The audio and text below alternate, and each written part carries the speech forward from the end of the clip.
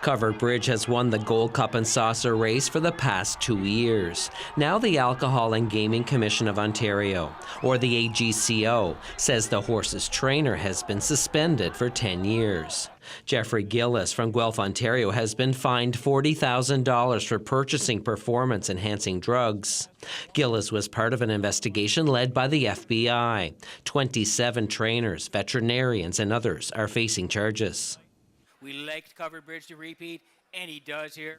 The AGCO says Gillis purchased or attempted to purchase drugs from a U.S. veterinarian multiple times in 2018 and 2019. That vet has been sentenced to 11 years in prison. Gillis isn't commenting, but the AGCO says any horse he trained is not eligible to race. However, they could be released to another trainer in good standing or sold. CBC News has learned Covered Bridge is now for sale. A listing on the On Gate website shows the current bid is more than $41,000. Its current owner is Mark Ford. But Covered Bridge goes back to back. In a statement to CBC News, the manager of racing at Red Shore says he's disappointed. Lee Drake says, like all horses competing here on P.E.I.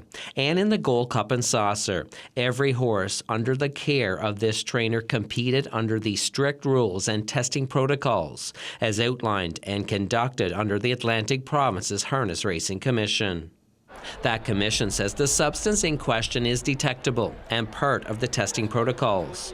All winning horses, including those competing in signature events like the Gold Cup and Saucer, are subject to routine, unannounced, and post-race testing with all samples analyzed by world-class laboratories. Covered Bridge was subject to these protocols during both of his appearances in Prince Edward Island.